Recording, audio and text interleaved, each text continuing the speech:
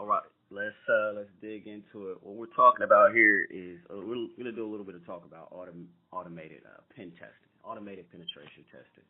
I believe it's something that larger enterprises should get into. Maybe some small and medium enterprises or whatnot. Essentially, what you're doing is having programs already set up to kind of test your network and vulnerabilities, your systems, and getting reports out there for your systems admin or your security guys to examine and see exactly where you're at so you can fill those gaps, right? It's better to test those things yourself and know a little bit more than to wait to be hacked, which unfortunately is what most organizations do. A lot of what we look at when people talk automated pen testing is the life cycle, of hackers, or essentially the kill chain. Right now, there's a lot of popular kill chains, theories, and models out there, but one of the more popular ones is the Lockheed Martin cyber kill chain model, as you can see on the screen here. Essentially, it goes through 7 steps, right? It's 7 steps that are part of hacking, part of exploiting vulnerabilities and getting into your system and messing your things up. Number one is of course, reconnaissance, right? Gathering intelligence, finding out who you are, what your company does, why you're a good target, and what all equipment you may or may not have. 2 is weaponization. Weaponization is essentially, you have to create the malware. You got to create whatever tool it is that you're going to use to be bad, to do bad things. And then there's delivery. You have to deliver that tool.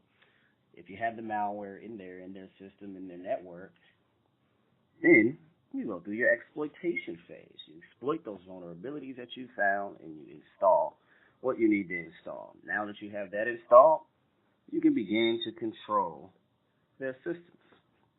You can start to take actions on objectives, which is the 7th one, right? You can manipulate files, you can encrypt files and hold them up for ransom, things of that nature. But essentially, that is the Lockheed Martin cyber kill chain model. Reconnaissance, weaponization, delivery, exploitation, installation, command and control, actions on objectives. That doesn't change amongst most companies or as far as theories or most programs. It remains pretty similar in their models. So let's get into what we're talking about when we talk about APT, automatic penetration tools and testing.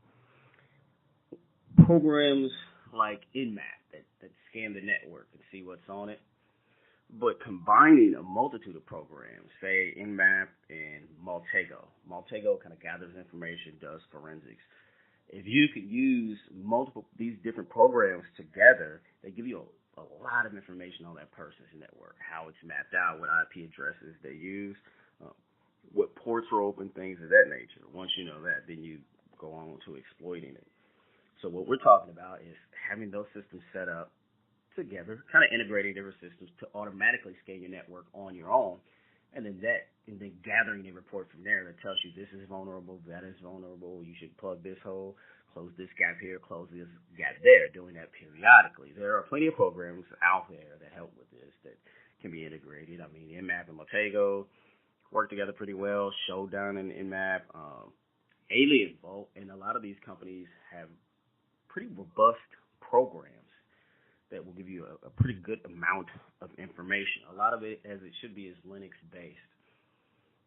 My opinion on automated penetration testing is that it should be automated, but you should stay within the budget of what your company actually needs. Meaning, if you're a small company, right, if you're a 1 or 2 person shop, you may not necessarily need to spend thousands or hundreds a month on APT tools, on automated penetration tools for testing. But if you are a fairly large company or a bigger company, 500 or more, and you're using enterprise applications, or if you're a company that stores very, very important data and you have certain government laws and compliance laws that you need to follow, like HIPAA, PCI compliance, and things of that nature. If your company's seeking to become high trust certified at some point, then these are things that you want to look into, have set up and in place to protect your company's information and to protect the consumers, because it only takes one time to be hacked to cost you a lot of money and a lot of customers. Things could go bad. Things could go bad really quickly. In the next video, we're going to dig into a few different pen testing tools, and I'll give you a tutorial and give you my opinion on those tools. We'll probably look at Maltega and anything else that you guys suggest.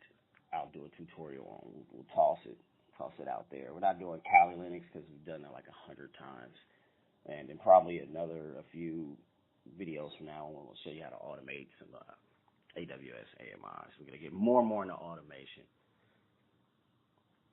in the next segments. And I also meant to talk about machine learning as it involves security. So we're going to dig into that, man. I appreciate you guys listening. If there's any questions and you want like details about these programs, what they can and cannot do, I never talk to people about a program I haven't used or haven't touched, haven't tested out myself.